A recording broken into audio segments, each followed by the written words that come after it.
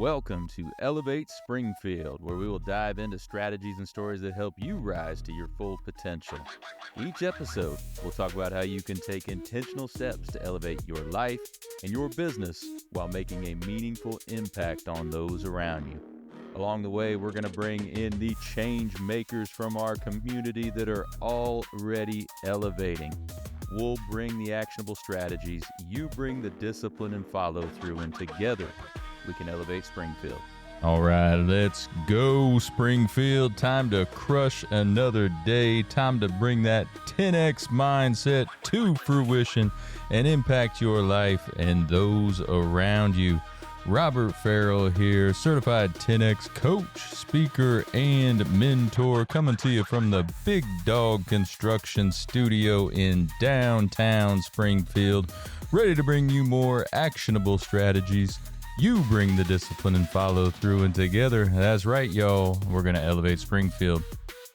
So another great episode today, but a couple of quick announcements before we get to that. A couple of cool events in our area. If you are familiar with Local First Springfield, we have our fall social and annual membership meeting on September 18th. We would love to have you join us, have you learn more about Local First Springfield, and learn what we are doing and what we have planned for the future. We have another opportunity through Local First as well. You might remember I happen to be the president of the board of directors, and we have a phenomenal board that is really digging into how we can best impact and best serve our members. And that opportunity that I'm talking about is a VIP marketing package that we started that will allow you as a business owner to use our social reach to expose your business to local customers. So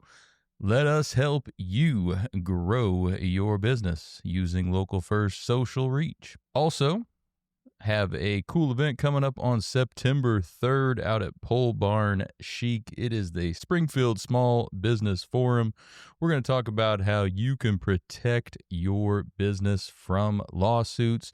And then we're also going to have a panel discussion where you can get some questions answered as well. We're going to have some experts there for you to really learn a lot of insightful information from to help you protect and succeed. Do want to thank our friends over at Custom Property Solutions. Anything you need land-wise, whether it's land clearing, hardscapes, landscapes, lawn care, or anything in between, they're going to take care of you with precision and passion. So give Brandon a call or check out their website, custompropertysolutions.llc.com.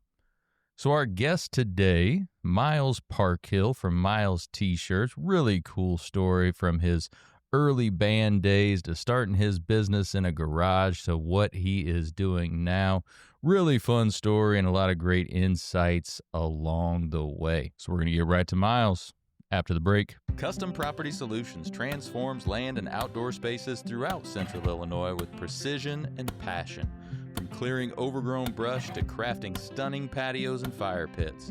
Need expert lawn care, excavation, or fence row clearing? They've got you covered, safely, efficiently, and on budget.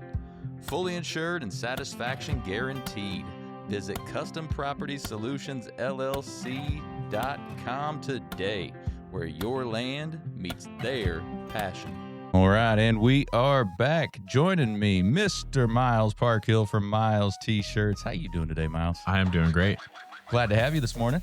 Yeah, nice to be downtown and enjoying the farmer's market and come hang out with you. Yeah, absolutely. Now, we love it downtown here, and I think after we get done, I'm going to stop by the farmer's market. I might go back, actually. Hey, there you go. All right. Well, we're going to talk about your business, but let's first get to know Miles a little bit. Tell us a little bit about you. You know, started out as a kid in a single parent home, so I didn't always have a lot. I was always making things myself or entertaining myself. Obviously, growing up in the 80s and the 90s, things were different than they are now. So, which I think really was great for me. But skateboard and biking, that's really, and music were really the things that I enjoyed. Started a band, started printing shirts for my band, my friend's skate shop. It's just kind of all naturally happened. Never thought, oh, I'm going to make this a business. Uh-huh. And the next thing you know, I'm making it a business. There you go. So it was very organic. Like everything I've done has been very organic and has been a slow moving. But now you can't do that. Right. You got to go fast. So So you've been around Springfield all your life then? yeah, been in Springfield all my life. Luckily, my dad lived, in Florida, lived in San Diego, lived in San Francisco. So I was able to visit other parts of the country, which I think really helped me too with skateboarding. I was always an entrepreneur. When I'd go to San Diego, I'd buy skateboards and bring it back and sell them to my friends to pay for my skateboard. So I was always that entrepreneur at a very young age. Just, it was always fun.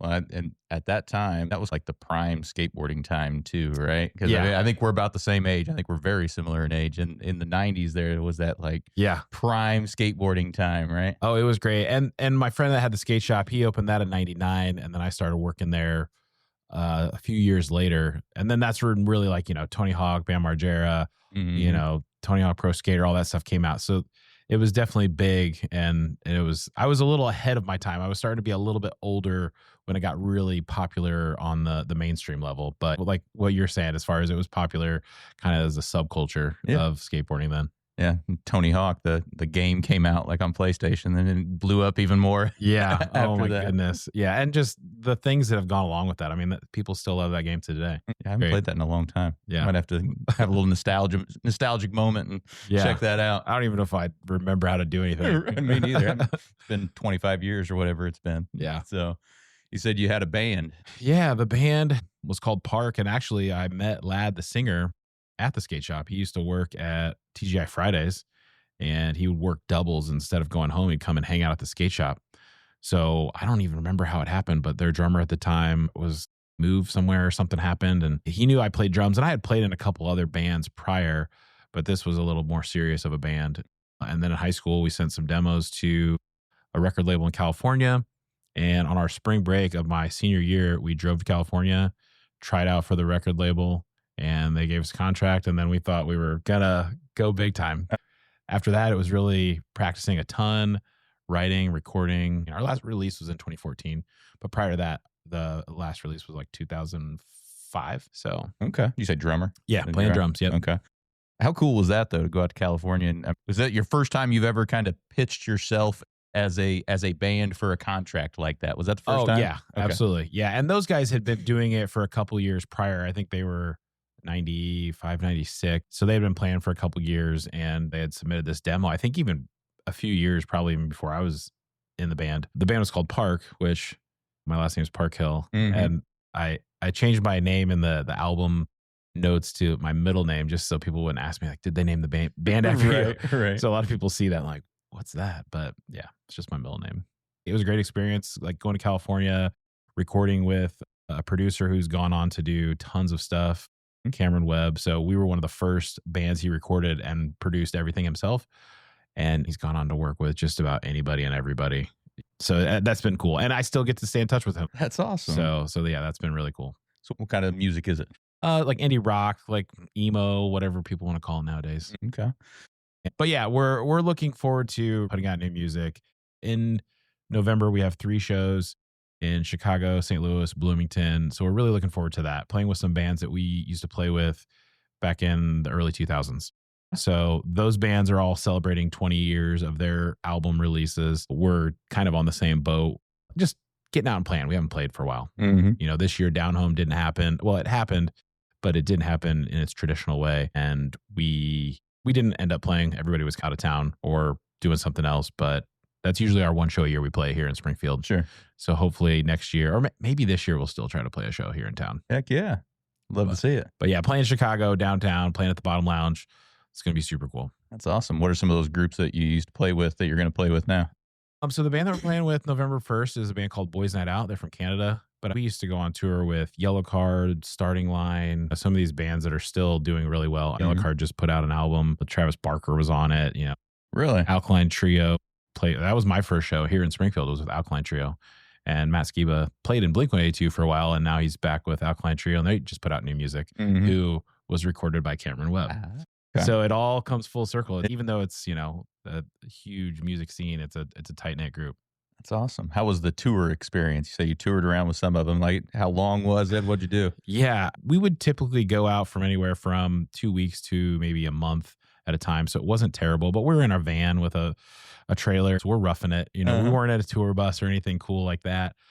We did Warp Tour a couple times. So those were really, really tough because every night is an overnight drive. So we're playing all day in the hot sun, get in the van, drive 8 or 10 hours. All these other guys are in a bus, Right. got a driver. They're You guys sleeping. they have a driver and Oh, they're just yeah. hanging out sleeping. Yeah. We're struggling the next day trying to find some air conditioning and trying to find a shower, but we're loving every second of it. I mean, bet. it's Young guys out amazing. on the road like Oh, that.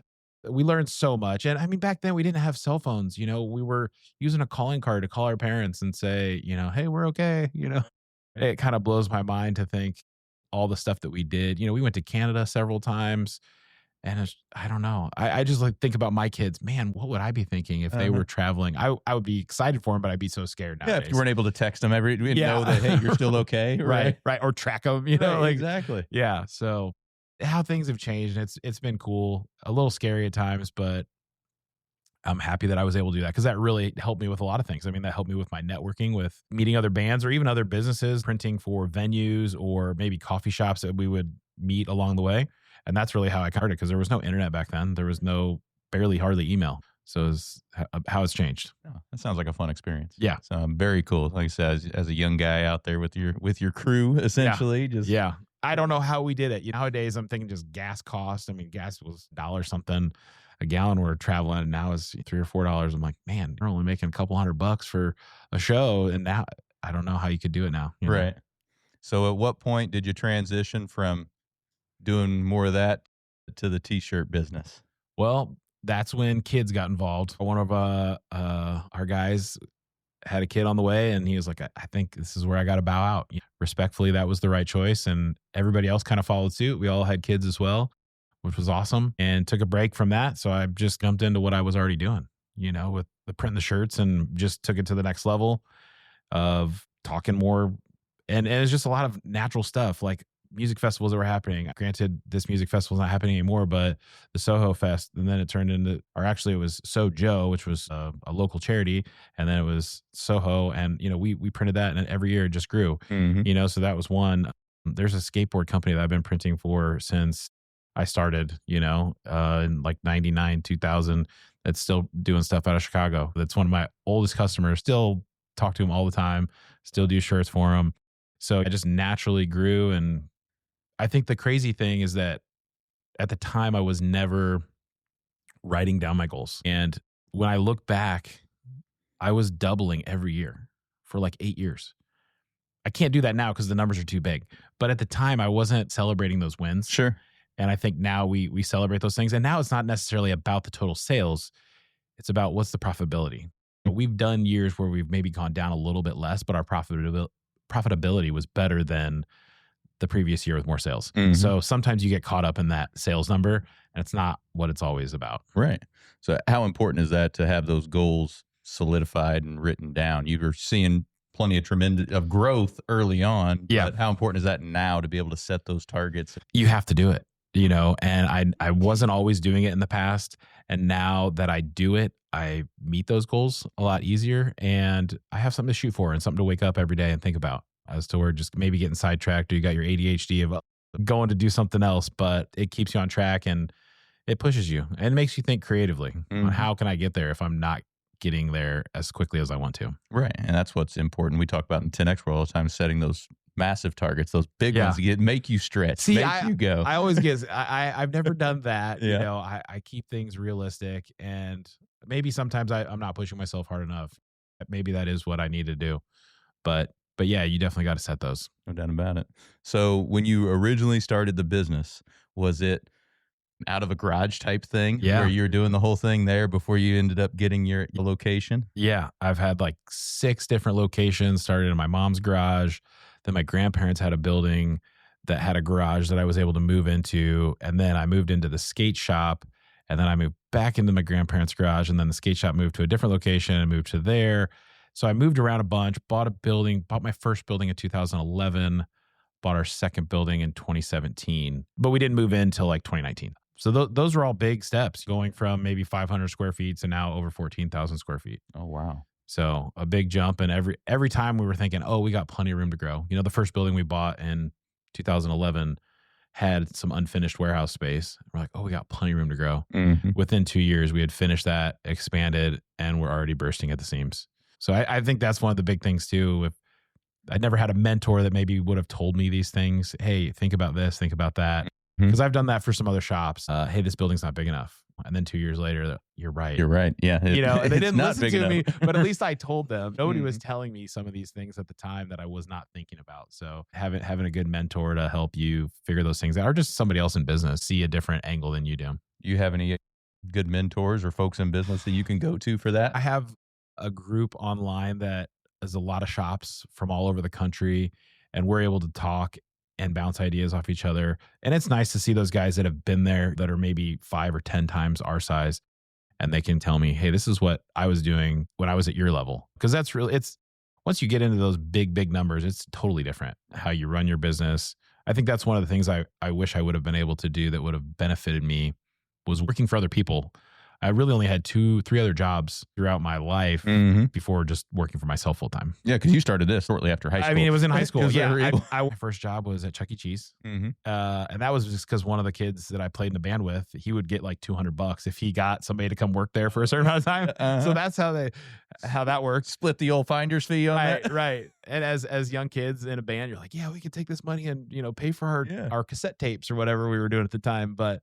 And then Jake and Elwood's, it was the next place, but that was kind of a family-owned business. And even then, I was just the dishwasher, but they were like, hey, you take care of the dishwashers. So I hired all my friends. We were making the schedule. It was super cool. Vic, the owner, I still see him occasionally now, and we joke about those days, just how back. And I've always wished to have worked in maybe more of a corporate setting to really see that structure, right? Where we're just so relaxed, I guess. As long as you're getting your stuff done, we're making it happen. Right. So when you were in the garage, what kind of equipment did you have in the garage? Man. Homemade. Yeah. I mean, really, I forgot. I did work for another shop here in town, and I wanted to, back then I didn't have the internet to look up stuff. I didn't know. So I literally took pictures of the press that we were printing on. And one of my mom's friends who was really good at welding, he's like, take these measurements. And then he gave me a list of metal bearings, all the stuff that I needed. I went to all these different places, gave it to him. He welded it and made my first press, which I still have today. Okay. Yeah, a little 4-color press, single station. And that's what I started off with. And I used that for many, many years until finally started getting on the internet, finding some of those websites, or even just like Facebook Marketplace, and buying equipment, right? Used equipment. Was never buying new equipment. I didn't really buy any new equipment until probably 2020, which is kind of crazy. I just would buy other shops, sell the stuff that I didn't want, keep the 1 or 2 things that I did, and just try to break even. And that's how I was able to move up and continue to upgrade. That's awesome. Without taking out any big loans. Right, exactly. Now it's like I have all these crazy loans. It's like, oh, wow. Should I have done this earlier? They would all been paid off by now, or did I do it at the right time? Right. Well, the equipment, the used equipment is all in great shape and does just as good as the new equipment, right? For probably a fraction of the cost. If you find the right stuff, especially even just the equipment that I've purchased in the last 4 years, if I had to buy that now, it's 20-30% more. Yeah. Which is wild to think. Yeah. We all know that most small businesses fail. So there's going to be equipment out there from folks that didn't quite make it happen. Yeah. Right. Yeah. So did you only do t-shirts in your garage? Was that like, it? And that's no other kinds of apparel. I'm doing t-shirts and that's it. Yeah. I don't think until maybe about 2004, 2005, did we buy a vinyl cutter. And that was just because a friend of ours had it and didn't want it anymore. And one of the guys, actually my first employee, he had already been working at another shop that was doing vinyl. So he was very skilled at it. And so we bought this vinyl cutter, which is still the same vinyl cutter we use still today. Really good product. And we started making signs and doing decals on a small scale, not anything like we do now. And we would screen print some different things, but we weren't printing banners. We weren't doing embroidery. We weren't doing vehicle wraps. We weren't doing anything of that caliber. Sure. So that stuff all came much later. And you're doing all of that now. Yeah. So run us through all the different things you do in your shop now. Yeah. Pretty much anything that you want a logo on, we can do it. If we can't do it, I always tell people, I'll tell you who can do it or the best place to go call to try to find it. Absolutely. So from the garage to where you're at now, and how many square foot do you say you have now? Like 14,000. 14,000. So from a garage to 14,000 square feet, what are some of the strategies that you've used over all these years to help grow that business? It's been slow and steady. That's been very calculated, always purchasing things that I could just pay for until it got to that level where I couldn't do that anymore. And I had to make those jumps because my customers were pushing me to such a stressful level of quality, consistency, and speed that we just had to make some serious upgrades. Mm-hmm. So when we finally made that jump, we're buying presses that cost more than houses, Right. which is wild to think. More than cars, almost more than anything I've purchased in my life. Wow. And going back to Garage Shop, what I was selling a shirt for in 2001 versus what I sell a shirt for now, some of those prices have not changed. Right. Oh, I bet. And mainly just because of the efficiencies that we have and we can do it. I mean, granted, I had no overhead back then. I was like, man, I was making so much money at the time. And now we're still doing that thing. We just have to do it 100 times a day to make that same money. So that's kind of wild how the industry has held itself back a little bit. There's always a race to the bottom with certain people because they just want every order and every job. They don't think about actually making money. Oh, yeah. No, I can see that a lot. Like with the online places, the race to the bottom in terms of price might be ridiculously low quality stuff. But you see those online sometimes in Facebook ads and things where they're offering T-shirts for a ridiculously low price, right? And I mean, some of that strategy does work because most people aren't going to go for that one color, one-sided print. Mm-hmm. So once they get in the door and they're like, well, I need 2 color and a back and a sleeve, and then it's regular price. Mm-hmm. But they thought they were getting the deal because it was that $3.99. Right. And then they just kind of forget about it because they've already committed. They've already said the artwork and everything. Right, they're all through. And so that's a strategy and it works for them. I know some of those guys and I've watched their podcasts of how they do it and how it works. And that's good for them. I'm happy it works. So how do you compete locally here with the big places online that you do here to kind of set yourself apart? Well, I think service, obviously, I mean, you have to have great service. You have to have problem solving. And that's really all we do. Like most people come to us, hey, we need shirts for this event and we need it done by this time. Right. And we need it done at this price. So we problem solve all those things and work backwards to give them the options of what they can do. And then if they don't like that, then we figure something else out. But a lot of times we have weird situations where we have a customer that's always printing T-shirts and then they say, oh, I need decals to fit on thermostats that we're going to be giving away, and then we just knock that out for them real quick and that solved their problem and they can go on to do their other things. So those are the things that we've done to help build relationships with our customers over the years that they're not going to ever go anywhere else because they're just like, I trust Miles. Yeah. Miles is going to get it done. Even if he has to stay late or he'll drop something off to me on a Saturday, whatever it is. I hate to use the pun, but we go the extra mile. We do. No, it's absolutely true. You build so much value and so much client relationship value when you go the extra mile and being that local person here, like you said, where I make that order and then I can be picking it up from you, or you guys can be delivering it here soon. So I would imagine the efficiency side where you're talking about how speed and getting it done and everything. That's probably super important for a local shop because of folks calling you, hey, any chance I could get this by next week or in 3 days? And the thing is nowadays, everybody can print their own T-shirts. Everybody's got a T-shirt side hustle, selling on Facebook Marketplace, buying DTF prints, or doing the vinyl cutter. I mean, the Cricut thing is dying off a little bit now. The DTF has taken over. But nobody's doing that for 500 shirts in a day or in 2 days or 3 days, whatever it is. Or nobody's doing all the online stores and collecting money and shipping stuff and the logistics, the warehousing, all those things that come into place as you start to scale. So DTF, just so everybody knows what that is. Direct to film. There you go. Okay. Direct to film, yeah. And it's definitely taken over our industry. A lot of people have been against it because it kind of takes a little bit of the art away of screen printing, being able to tweak colors or size things or scale things. And there's still things that you can do with DTF that's cool. And we use it a lot. We utilize it a lot when people want shirts really quick, a bunch of colors. They don't want to pay hundreds of dollars in screen setup. We utilize it and people are okay with it and people like it.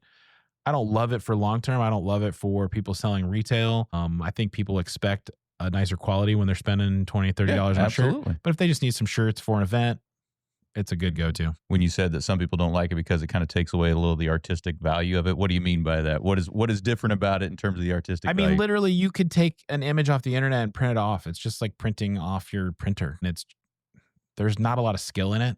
There's not a lot of knowledge needed to do it. It's a pretty short learning curve as to screen printing. And that's the thing. When I started, didn't have YouTube, didn't have anything to learn from.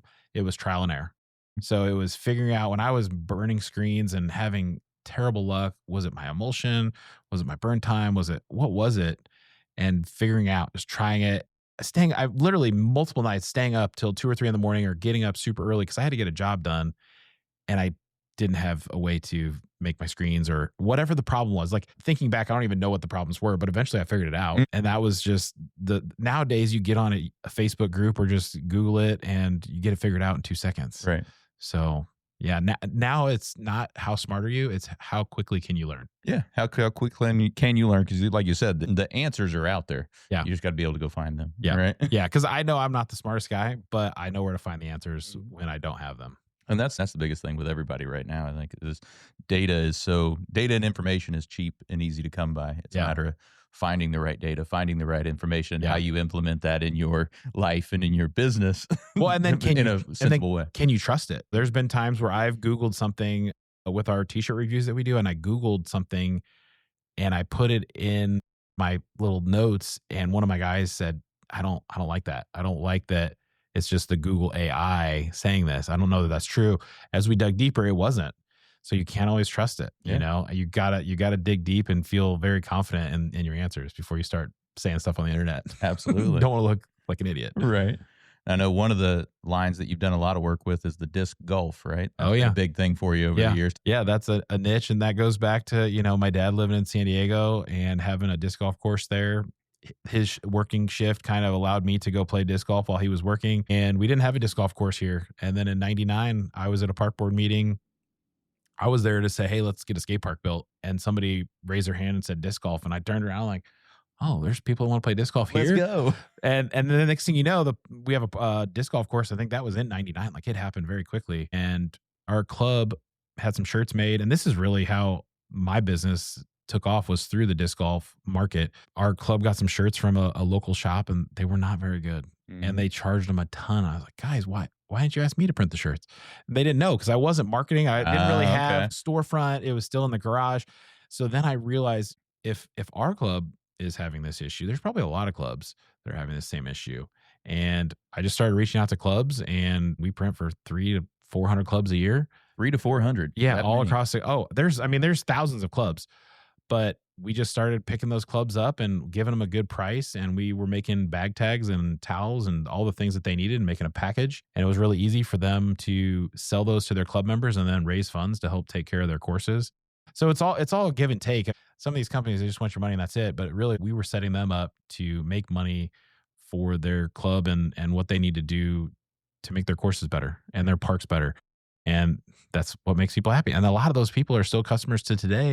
And the cool thing is most of these guys that are movers and shakers in their town, they're also teachers. They're also business owners. So they're like, hey, can I get some stuff for my track team? I'm a track coach. Or, hey, I have a collegiate team now that we're doing stuff for. So that's helped grow organically, naturally. I've never really pushed the cold calls or a ton of marketing. It's just literally been do a good job and the word will travel. And I bet you that expanded your base pretty wide, probably, and for a local place to be able to start picking up 300 to 400 clubs from around the country and then just expanding from there. And the thing is we were doing more work outside of the state of Illinois than we were in the state of Illinois. Okay. So people always ask me, oh, well, are you competing against this shop or that shop in town? It's like, no, we're not doing half the stuff in town anyway.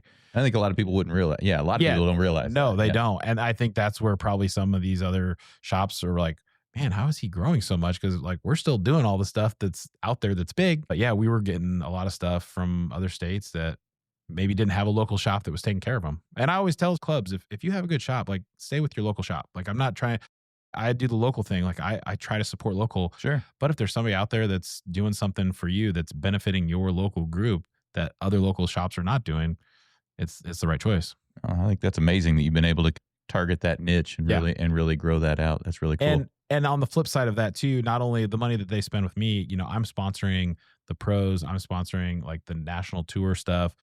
So the money is going back into the sport, and so they know that what they're spending is helping our community and grow the sport. Talk to me a little bit about the national sport thing. So you're sponsoring some of the national stuff. How does that work? Yeah. So the Disc Golf Pro Tour started in 2016, and luckily I was good friends and already had a good relationship with the guy that started, Steve Dodge, and he needed everything. He is just comes up with the craziest ideas and Nobody thought it would work, and we made it work. And Uh-huh. he goes really fast, and I wanted things to look good, and I said, let me help you with this. And so he would just throw everything at me. So we were wrapping trailers, we were making signs, we were making products that never existed before, mainly for advertisements on the courses to help fund this whole crazy thing.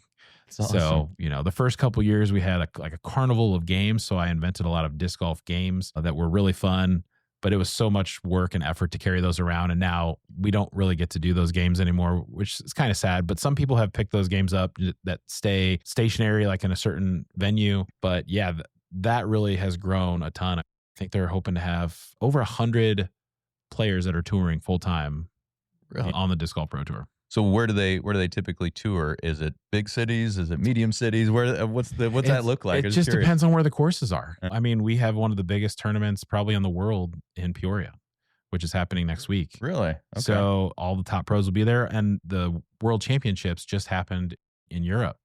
And this was the first time they've ever had a world championship out of the United States. So all those guys were just in Europe. They're flying back to play here at Ledgestone, one of the biggest payouts, also one of the biggest St. Jude donations. So they do it all. And again, the guy that runs that tournament, I've been sponsoring him since he started 15 years ago. Me and him got a picture first year together, and we're still doing it to today. That's huge. So you heading up to Peoria for that? I mean, I go up several times. You know, I'm delivering stuff. I mean, as soon as I got enough, like my van full, I'd go deliver it to him. I mean, his warehouse is packed. They give away everything. You're getting basket, you're getting shoes, you're getting a backpack, t-shirts, discs when you just sign up to play. That's the player pack. So people from all over, take a week off work just to come play this event. Wow. Yeah, I didn't realize it had grown that big. And how cool is that to know that you've kind of been there from the beginning and be able to grow with that? Yeah, I love that. It feels great, but it also is cool just to see. I always tell customers, if you succeed, I succeed. And I always try to help them, especially new businesses, try to give them tips, or maybe don't buy all these shirts right now. Sell 50, let's go from there. Because a lot of times people get their tax return, spend all their money, and then they never come back. Right. So yeah, if they can succeed, we'll succeed. I love it. Well, we've talked a lot about business. What are some ways you elevate your life personally? Man, I think this year, you and I have both done it, but I don't know all of your story about it, but physical movement and keeping your body healthy. I haven't always been the healthiest person, but this last year I've done really well at it. And it's helped me mentally a lot. My dad passed away last year, which was a struggle. Still, it's going to be a struggle for a while, but having just that time to yourself, moving, running, whatever you're doing, walking, riding bike, those things that I didn't set the time aside for before, I'm doing now daily. And that's really helped me. A little weight loss probably isn't bad, but it's not about that. It's more just about that good mental health. And that's really what I've focused on this year. And I've never done in the past, but it's definitely helping me. It's taken away from my time at work, but we're figuring out ways to make up for that. It's that mindset thing too. It's not all just the physical, that mindset. When you have your mindset right, it's going to help you out in the work life too. Whereas, you had to carve out some time to be able to do it, but mentally you're maybe stronger, and mentally you'll be able to do more in that smaller chunk of time. Yeah. So I've definitely found myself feeling so much better going to work. At the end of the day, I'm still exhausted most days, and it's more mentally, not physically, but having that, hour in the morning every day, just getting it done and having that routine. And I've started those things so many times and never finished them. I don't know what finishing is, but never really kept it going. But I mean, every single day through this whole year, I've been doing something and keeping track of it. I'm doing a 10,000 push-up challenge. I'm to about, I think I might have hit 8,000 recently. So I'm ahead of schedule. I only needed to do like 30 push-ups a day. So I do about 50 a day. Yeah. So we'll see how many I can get. If I can get more than 10,000. Oh yeah, you'll beat 10,000. Oh. Yeah, you'll pull that forward. You'll be up to 15,000 by the end of the year. We'll see. We'll see. So yeah, that's been a fun challenge.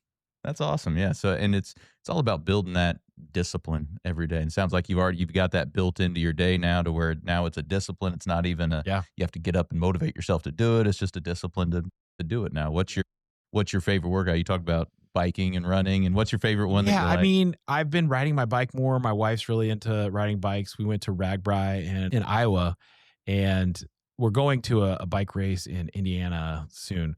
But she's really into bike riding, and her friends are really into it. So I would go drive and kind of be the support person. But if somebody was tired that day. I don't know if you know anything about Ragbri, but it's like a 7-day bike ride across the whole state of Iowa. Oh, okay. So it's Saturday or Sunday to Saturday.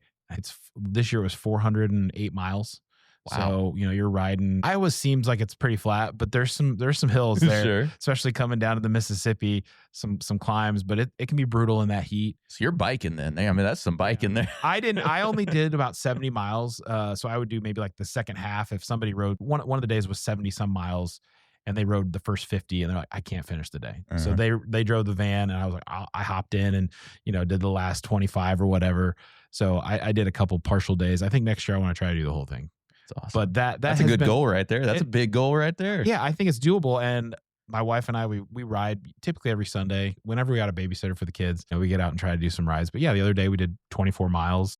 No big deal. But yeah, I really enjoy biking, and I just have a treadmill at home. We got a spin bike, and I just do push-ups, sit-ups, that basic stuff. Getting to the actual gym to try to do everything else, it's too much time for me. Just doing it at I home try to, and I've done it in the past with friends, but it just, I don't know. I can't get that fully into my schedule every day. Yeah, no, and that's why I bought what I needed to have for my house. So it's down in my basement, so I get up in the morning, I can get it done there. I don't have to go anywhere, and it's just built into my morning. Well, and that's why I like push-ups, sit-ups, just weights, your body weight kind of stuff. I can do that in a hotel room. Yeah. If the hotel doesn't have a gym or anything like that. But yeah, again, that's just something that this year I've tracked it, because I think that's the other thing too, is tracking those things to maybe reach your goals. And it's been crazy to see those numbers. I just input it every day. I don't really look at it. And then every once in a while I'll look at it when I talk to somebody.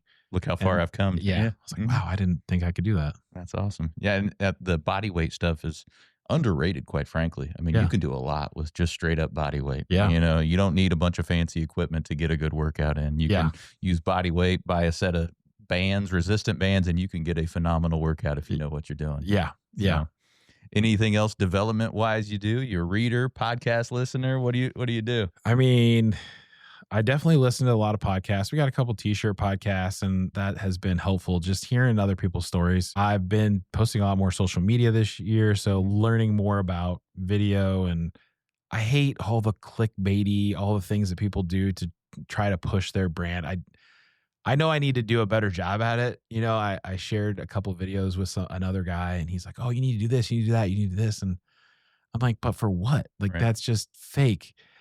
But I know that that's how these guys get popular. And that hasn't been my goal, was to get a popular or a lot of views. It was a lot of it really with the t-shirt reviews, the daily t-shirt reviews, is learning. And now I have so much more knowledge to help my customers when they want a certain product. I had somebody reach out to me from New York the other day. Hey, I found your shirt when I was searching, and I like this shirt. What other shirts? And I gave them like 3 more, sent them some samples, and boom, like there's a new customer. They vibed with us, and it was great. So I'm not looking for the big wins, like, getting some huge contract, getting that one customer from there, in a totally different market, totally different sport. If I wouldn't have posted those videos, like, probably would have never happened. I mean, that's another discipline thing too. You're what, like 200 days in, every where day. You've done, 200, over 200 of them now? Every single day. I mean, granted, they're only like a minute long, but still, that's something. And it's just that consistency. And most people give up before that. Yeah. And luckily I have one of my guys that helps me with it, because I probably would not be able to do all the editing myself. I'm not quick enough at it. And since he does it, I haven't been forced to learn it myself. Right. So, and that's the thing with those. Yeah. You continue to do them, that consistency, and people start expecting to see them out there, you know? So it's a really cool way to stay out in front. And so tell us a little bit what you do on your videos. You say they're only about a minute and they're reviews, but walk us through kind of what it is. T-shirt of the day. I always was thinking, I need to do more social media. What can I do? Coming up with the ideas is the hardest part. When you think of these guys that do daily videos, even when it's just their daily life videos, they have to have something that's exciting, and you can't make everything exciting. And not that a t-shirt review is exciting. I mean, we try to do some silly stuff here and there, but there's a lot of shirts out there, and we pretty much use the same 10 a lot of times. So I was like, I can just have endless amounts of shirts to try out. Yeah. So that gives me my idea every day, and just go over all the things that people want to know, like what sizes, colors, how does it feel? How does it fit? That's been a real helpful thing for some of these people that buy shirts online. You can't go into a store and try them on anymore. So a lot of guys are like, hey, what size is that? 2X. Oh, that's what I wear. So anybody that wears a 2XL, watch my videos. It's going to help you find out what shirts are going to fit you the best. Yeah. But also over time, learning how to pick shirts that fit you, know what your measurements are. No, nobody does that. But the problem is they're so inconsistent with the manufacturers, how they measure things. Oh, sure. So going over that too, to see, are they doing the full chest all the way around or just across the shirt laid flat? What is it? And then what size should I get? What size fits me? What shirt shrinks? We have some videos coming up with some wash tests, which is really That'll interesting. be cool. Yeah, putting the shirt on before measuring it. Some companies have, hey, our shirt won't shrink, or hey, our shirt will not shrink more than 7%. So let's put those to the test. So I love that. Should be a lot of fun. Yeah, that would be really cool. So Miles, we've talked about a lot of great things today. We've got a lot of takeaways. Let's give the audience one more on the professional side, one more on the personal side to help them elevate their life or business. I don't know if this is a takeaway, but I think one thing that I learned at a conference that I went to that helps me every day is an add-on. I think it's a plugin, TextBlaze. Have you ever used it? I use it all the time. Everybody in our shop uses it. It saves us so much time. And going back to thinking smarter or being able to work quicker, that's one of the things. If you're constantly typing a lot of the same stuff, TextBlaze, you can make shortcuts and it just makes everything go quick. Okay. Plus, it also keeps things really consistent. So, whether it's responses to customers or whether it's something that we're asking for a customer through an email, I'm sure there's other ways to do it, but this is the way that we've done it. And it's been super helpful. And I think nobody else would have told me this if I wouldn't have gone to this one little conference. You spend all this money to travel and go. Right, and that was like the one thing that I came back that I was super excited about. But the other thing is nowadays, it's not about being the smartest person. It's about learning the fastest and being willing to learn. So with doing my t-shirt reviews, I'm forcing myself to learn every day, which has made me a better business owner, has made me a better salesperson. And I think a lot of people get comfortable in their job. And I feel like I was like that for many years. And I've never said, hey, I'm going to learn about all these shirts. And I've learned more about shirts, met more people, talked about more different things of maybe why this customer would like this, or, hey, what's the best price? Or, hey, maybe it's not about the best price. Maybe it's about the best quality. Yeah, absolutely. And I have so many people that are always for the least expensive option. Right. But more and more do I get people that are spending more money because they're educated. I feel that I've helped some of those people be educated on nicer shirts. So don't always feel like you have to go to the lowest price. Don't always feel like you have to sell yourself short. Push yourself to learn to be that better salesperson, because there's a lot of salespeople out there, and that's all we are. We're always selling. We're all selling. Yeah, we're all selling. How do you do it naturally to where you don't feel salesy? I love when salespeople call me, and I love to be sold on stuff. And I got sold one time recently, and I was like, "Oh man, they got me good. They were good. He was good. He was so good." And then I started to think about how much money he got out of me over the next 3 years, and I was like, I mean, the service is great. I'm happy with what I did, but at the same time, usually I would always shut those guys down. And then that really made me think about it. So I think you can learn a lot from just listening to other sales pitches. A lot of times I don't have a ton of time during the day, but sometimes it's not bad to just, hey, yeah, let me hear what it is. I'm not interested, but let me hear what it is. So yeah, just pushing yourself, and don't be scared to learn, and don't be scared to try new things. Love it. I will second the value and quality of the shirts. I'm on the spectrum of, hey, I'm going to spend a little bit more and get the higher quality shirt. I know the order that we have right now for CACC. They picked out the shirt that I'm actually wearing, AS color. Yeah. And I'm like, they're spending that much money, but it's a good quality shirt. Yeah. And people are going to love it, and they're going to be happy. And I've been selling higher quality shirts in a lot of shops for a long time. And that's how I've gotten a lot of business back. I want the shirt this guy gets. I get free shirts from him all the time. I want that same shirt. Exactly. I've had that happen so many times. I'll say his name, Dave from the Body Quest. He's always done the next level shirts. He gives those shirts away as his marketing. And I've gotten so many people that come in. I want the same shirts that Dave gets. Yeah. Because they love the way they feel. Love them. And people wear them. If they're a better quality shirt, a nicer shirt, people will wear them all the time. Yeah. And if that's your purpose, if you're putting them out for marketing purposes, you want them to wear the shirt. Right? And that's always one of my questions. So, are you giving this shirt away? Are you selling this shirt? Are you wanting people to wear this shirt more than one time? Those are like the first 3 questions when I have somebody that's new that I don't know what they're doing. And depending on what they pick is how I direct them in the way that they should go for their shirt pick. Yep. Now, next level, you said next level. Those are I always typically do next level or Bella Canvas, Bella same type, Canvas, yeah, same yeah. type of deal. Yeah, So, very similar, slightly different cut, but yeah, even within those 2 brands, so many options, and they have some new ones too. Everybody's making a lot of heavyweights right now and a lot of the garment dyed stuff. We have a new one from Next Level that we just got in Friday that feels amazing. And it's a couple dollars more, but it looks super cool. It feels great. So hopefully people will pick those up and start putting their stuff on it so that you can easily buy them anywhere. I'll check those out. So anything you think we can do community-wide, Springfield-wide here to help elevate all of us in our community? I think people need to stop thinking about themselves and stop being greedy. Just do what's right and anything for the community, whether it's going to your kid's school and helping with the PTO or whether it's going out to Levitt and volunteering to help clean up. I mean, that was one thing coming downtown. There's a lot of trash blowing around, man. Mm-hmm. And it's the little things. You don't have to do everything. You just have to do something. Love it. One thing. You see that one piece of trash, just pick that one piece of trash up. I do that in front of my kids all the time. Mm-hmm. I don't say anything about it. I just do it. And they see me do it. And now they do it. I think that's one thing. Take care of our community visually, because when you see things that look nice, you feel nice. I don't know, my desk. When my desk gets crazy, I feel crazy. I have to sit. Sure. I mean, I don't always keep it clean, but when you have that area clean and you feel good and confident, it just makes everything else fall into place. Love it. Well, Miles, if somebody wants to do some business with you, where do they go? MilesT-shirts.com.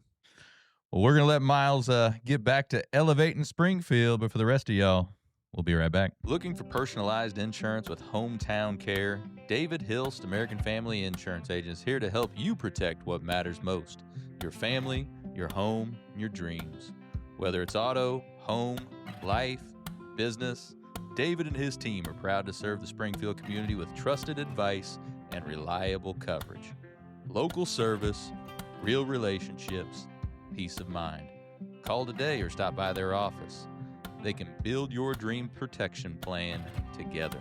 Call 217-726-6343. All right, how about Miles? Great stuff. Really cool story. So we're going to, as we always do, take what we discussed and look at it through 10X lens. So a few things he talked about. First thing was writing down his goals, how he didn't do that early on his career, but he learned later on the importance of that. You know, and I've talked about it many times on the show, we encourage folks to write their goals down twice a day. That makes it front of mind and keeps you pushing toward those each and every day. He also talked about going the extra mile. And, you know, he mentioned it was a little bit cliche, but it is so important to go the extra mile, even after you've satisfied basic requirements for yourself or for your clients. So in the 10X world, we strive to add 10% to everything, no matter what you're doing. You're doing 20 push-ups in the morning, add another 2, right? When you think you've finished something, go a little farther. Why would you want to do that? Because you want to build that discipline. You want to discipline yourself to go the extra mile. You're not doing it for your boss or for your customer or a family member. You're really doing it for you. Some of those other folks will benefit from that, but you're really doing it for you because you are ensuring that you know you are someone who commits to going beyond as a matter of discipline. And this raises your expectations and standards for yourself. And Miles talked about the story of when they drove out to California to audition for that record label and they ended up getting a contract, right? I liken that to shooting for the extraordinary, going for it, going for something big, going for something grand, something more than just ordinary, above and beyond the typical call of duty. When is the last time in your business or in your life that you've taken that risk, that you've shot for the stars? We talk a lot about those 10X targets. This is similar in what we're talking about here. Shoot for that extraordinary. That's what they were doing when they were going out to California, right? Shoot for that big, giant, extraordinary goal. Get that contract, and who knows what happens after that, right? Anybody that's great at anything shoots higher. Ordinary doesn't get anybody excited. That's why we need to shoot for that extraordinary and take extraordinary action to get there. He also talked about how important it is to learn quickly. How quickly you can learn is more important than how smart you are. And we talk about education in the 10X world all the time. We talk about training and education. We encourage folks to train every single day, no matter what your industry is, no matter what your occupation. You should be training and educating yourself in that every single day. And he started doing that through YouTube and through other educational opportunities and conferences and things like that. And he mentioned how early on that data and information wasn't out there and easily accessible, and now it is. So it's even easier for you to learn right now. There's no excuse to not learn your craft, to hone your skill, and to become great. The information's out there. The education is out there. Find the people you need, find the information you need, and while you're at it, find good mentors. He talked about that as well, how early on it would have benefited him if he had a mentor to talk him through some of this stuff. And now he has a group of folks that he can bounce ideas off of, people that are further along in their journey in his industry, to be able to give him advice on what they did when they were at his level. And now he is a mentor for other folks in his industry as well. He didn't market that much, and he was really depending on word of mouth. That word of mouth will travel if he does a great job. If he is dependable. He talked about how people come to him because he's a problem solver, and they know that he's going to get the job done. I liken that to, when we're talking about 10X, to be the most dependable person you know. When you become the most dependable person that you know, and other people know that, your confidence is going to be unbelievable. You want your family, your colleagues, your customers to be able to depend on you and know that you're consistent and trustworthy. This is what Miles did with his clients throughout his career. People need to be able to depend on you in a major way. You need to hold yourself accountable. Don't rely on anyone else to push or tell you what to do. If there's anything in your life that you're doing that causes you to think you're not dependable, that's going to lower your motivation. The more dependable you are with yourself, with your commitments, the more motivated you're going to be. So how dependable are you right now for the people around you, for your business, for everyone? Try to be that most dependable person you know. Specifically when he was discussing his workout routine and things like that, we've talked about that a lot. What gets measured gets managed, and what gets managed can grow. So we've talked about that a lot in personal and professional settings. Make sure you are keeping stats on all the important things in your life and business. That way you know exactly where you are compared to exactly where you want to be and what you need to do to get there. So a lot of great stuff from Miles today. Hey, don't forget that Local First event on September 18th, the Springfield Small Business Forum on September 3rd, and we'll be right back with more after the break. Looking for expert tree care with hometown integrity? Look no further than Sangamon Tree Service. They're your trusted local pros, delivering quality workmanship, exceptional customer service, and fair, honest pricing every time. Whether it's trimming, removal, or storm cleanup, their team brings professionalism and care to every job, big or small. Call the name your neighbors trust, Sangamon Tree Service, or visit them today at sangamontreeservice.com. Sangamon Tree Service, rooted in quality, built on trust. Well, thank you for joining us today, everybody. Appreciate you making us a part of your day. Hey, if you want to get caught up on those previous episodes, just head over to your favorite podcast outlet. Search for Elevate Springfield. Should be able to find us. While you're searching around, find us on social. You can find me personally at Robert Farrell at everywhere. We also have the Elevate Springfield pages. Check us out on YouTube. We would love for you to give us a like or subscribe. We would certainly appreciate it.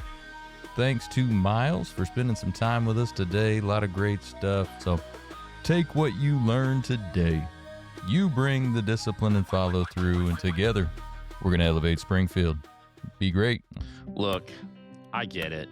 Mortgages sound boring until you realize you need one, and suddenly you're neck deep in paperwork. Googling terms like escrow and DTI like you're studying for a finance exam you didn't sign up for. I'm Fred Weber at 217 Mortgage. I break it down like a real human, not a robot in a tie. VA loans, first-time homebuyer, refi, I've got you. Local, fast, and yes, I answer my phone. 217 Mortgage, because adulting is hard enough. Equal Housing Opportunity, Illinois Residential Mortgage Licensee, Department of Financial and Professional Regulation, NMLS number 6606, NMLSConsumerAccess.org. Conditions and restrictions apply. This is not a loan commitment or guarantee of any kind. All mortgage loan products are subject to credit and property approval. New American Funding, LLC, all rights reserved. Corporate Office 14511, Myford Road, Suite 100, Tustin, California 92780. Phone number 1-800-450-2010, NAF.com.